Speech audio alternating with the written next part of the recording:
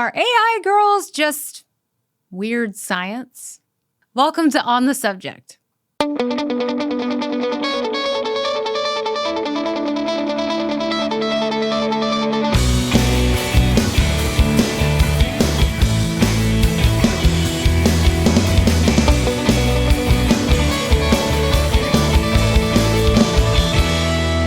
Make sure to hit the like button, comment, subscribe to this channel, and hit the notification bell. That way you get notified every time a new video is uploaded.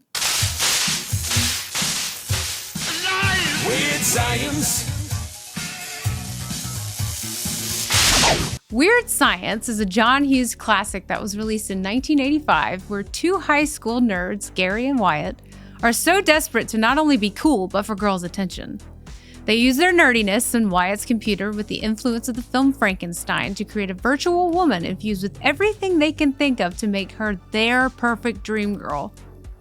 After a few button pushes here, tinkering there, and a giant surge of power, Lisa emerges from the foggy haze, and there she is in full incarnate.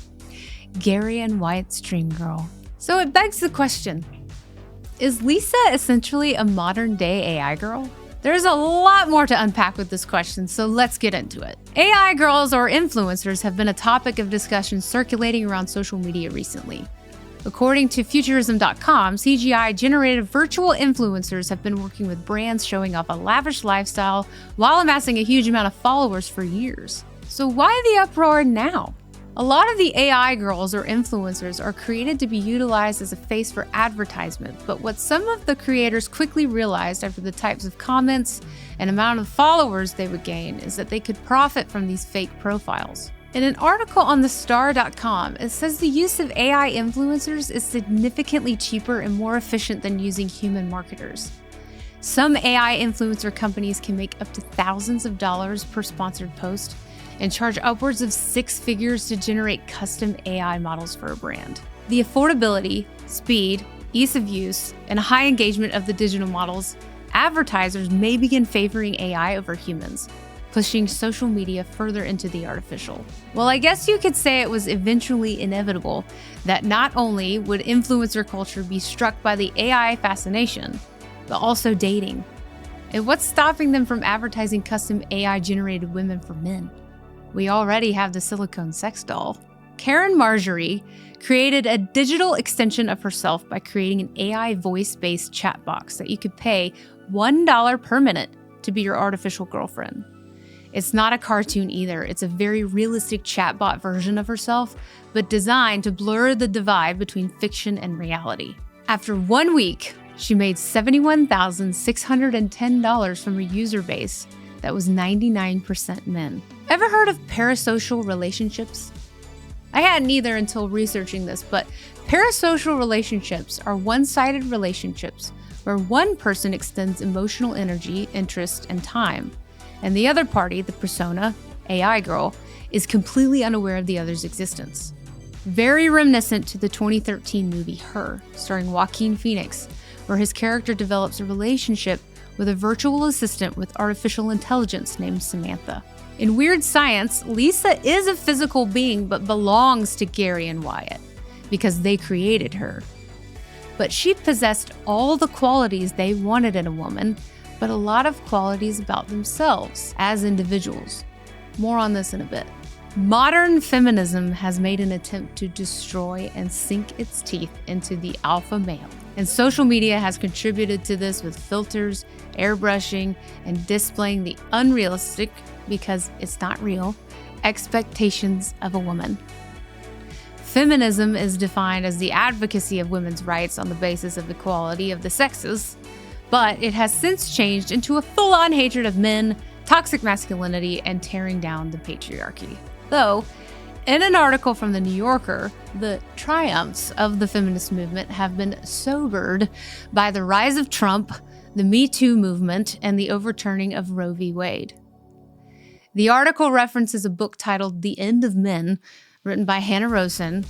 Quote, "It's now painfully obvious The mass entry of women into the workforce was rigged from the beginning. American work culture has always conspired to keep professional women out and working class women shackled. A bit dramatic and sounds a bit like toxic feminism.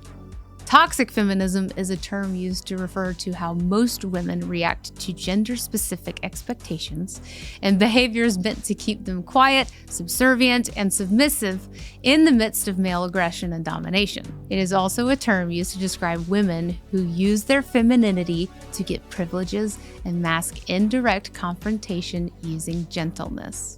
Use their femininity. Remember that. The modern feminist or white liberal woman cannot stand the idea of a traditional life because they have to make a statement for themselves, and that's usually playing the victim when they don't get their way. Now, I'm not saying that all feminists or white liberal women have never in their life experienced some type of masculine energy that made them feel uncomfortable. I certainly have, but I'm neither one of those. But I can use my imagination and say pretty confidently that most women have probably experienced unwanted advances like being hit on or catcalled by the opposite sex at least once in their life. In the modern digital age, it's a bit more complicated and confusing. What's real? Who's real? Nobody knows. The average individual, male or female, gets a dopamine hit when they get a like or a comment or a reaction that compliments them. And based off the reaction of the person on the receiving end, it could send mixed signals because, let's face it, we just can't read emotions through text messaging or DMs. But women posting half-naked pictures and having an OnlyFans account are asking for the attention. But when they get the reaction in the real world, it's harassment. It's a sexual attack for looking, even if they hardly have any clothes on while out in public or at the gym. It's your fault as the man that you couldn't keep your eyes to yourself because when she left the house wearing that, no, she wasn't asking for attention that day, only on the internet.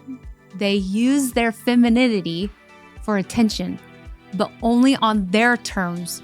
And that's what's confusing when out in the real world, because everyone is playing who they want to be on social media, not who they are. Have men become so desperate due to toxic feminism that they'd rather talk, date, and look at AI girls because they fear a harassment accusation or getting Me Too'd? Has it pushed them so far from reality, they've turned to virtual reality because there's no rejection. There's no fear. They are always wanted. The downside to this affects men and women, especially in the dating world. We have men, young men, turning to imaginary women because they require zero effort for maximum output. And in the end, men could end up with ED, and both men and women will end up lonelier than they were before. Like AI girls, Lisa could manifest things from thin air to portray she was cool, and it made them feel cool. But the qualities of themselves that Gary and Wyatt subconsciously inputted into Lisa, she ended up bringing out of them in the end. They realized they were cool all along, but they just had to figure it out on their own. She helped by putting them in situations that would force them to feel scared or rejected, but she was their safety net. And they realized they didn't need one anymore. They gained the confidence to be okay with fear and rejection, but mostly themselves. And I think that's what toxic feminism has taken from men. I'm sure all men would love Elisa to come help them out, but that's just not reality. And life isn't a virtual simulation. Women need to stop treating men like the enemy and treating them more like the hunters, the gatherers, and the nurturers that God intended them to be for women. Men, if a woman rejects you because you want to take care of her, she's not the girl for you.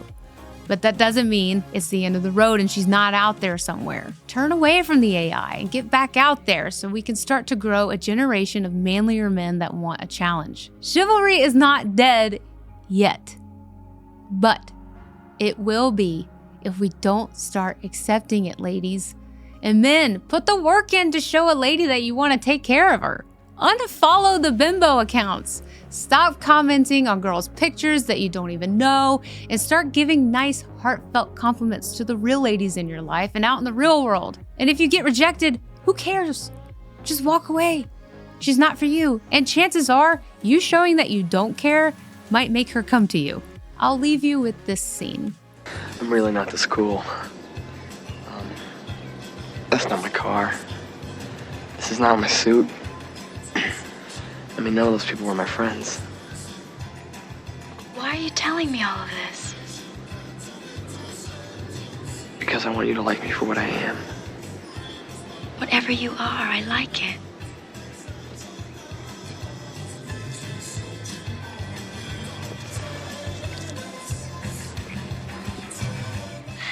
What are some ways to take back our humanity in relationships and the real versions of ourselves? Comment below. Let's have a discussion. I will see you tomorrow night for Twitch Tuesday. Thanks for staying on the subject.